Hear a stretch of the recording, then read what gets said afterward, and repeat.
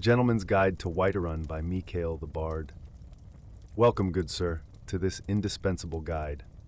Within these pages, I, your humble author and guide, will describe to you the great city of Whiterun, the jewel of the north. Whiterun offers numerous diversions for the man in search of adventure, fortune, and companionship, whether for a night or for a lifetime. The city is graced with not one, but two worthy taverns, and there are maids and wenches aplenty.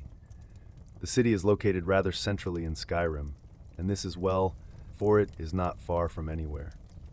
Perched high upon a rocky hill, Whiterun dominates the grassy plains that surround it. High wooden walls protect its denizens from the wolves, mammoths, bandits, and other dangers lurking beyond. When you first enter through the city's main gate, you will find yourself in the Plains District. This is so named because it is the lowest of the city's three neighborhoods.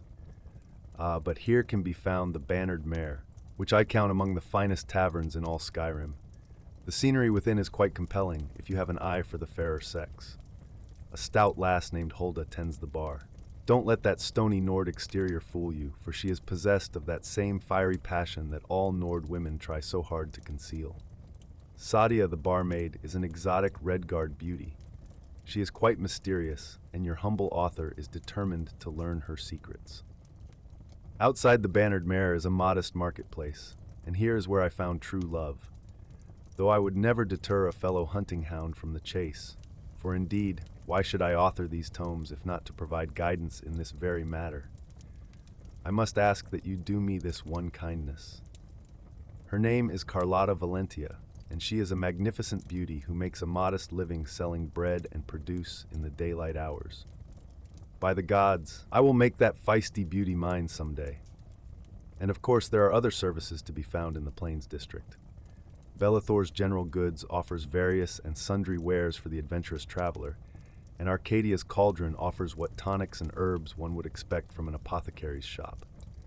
Arcadia herself is an amiable sort. I often visit her to make conversation, as she is a fellow Imperial far from home. She is, however, a bit old for my taste. A gentleman of advanced years might find in her a worthy companion. Should you need your blade sharpened or your armor hammered, War Maidens offers smithing services very near the main gate. The smith is a pretty Nord named Adrienne Avenici, but she is married to a great hulking brute named Ulfberth Warbear. Adrienne is quite fair, but I should not want to find myself being introduced to the keen edge of that husband's war axe. If married ladies are your preferred sport, then have at. But don't say that you weren't warned. Near to the smith is the drunken huntsman. Here some of the wealthier gentlemen gather to share both drink and rumors of the wide world. If you prefer a more distinguished class of company while you sip fine wine, you'll be well at home here. Of the Wind District I have little to say. Most of the buildings in this second tier of the city are residences, though there is also a temple of Kinnereth and Jorvaskr, the mead hall of the companions. There are some intriguing prospects to be found in the mead hall, should you favor a strong and fearless warrior woman. You will find little game at the temple, however. The priestess, Danica Purespring, is interested almost exclusively in spiritual matters. At last we come to the Cloud District, exclusive domain of the Jarl's Castle.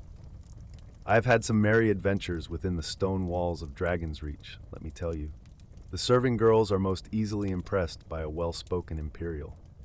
After all, the nights in Skyrim do grow quite cold, if you take my meaning.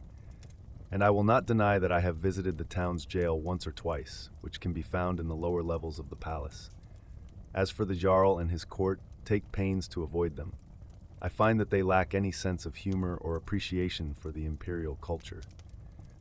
Besides which, they are all wealthy men, and so must be viewed as your most serious competition.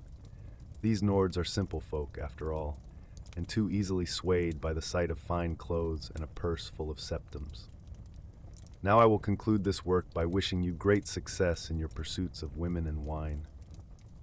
Spare a moment in your revels to think of me, your humble author, and the risks I have taken to bring you this most thorough report on all thing of interest to the discerning gentleman in the grand city of Whiterun. But I will not lie and say that it was all a hardship. After all, who could want to sleep alone in such a cold and hard land as this? Not I.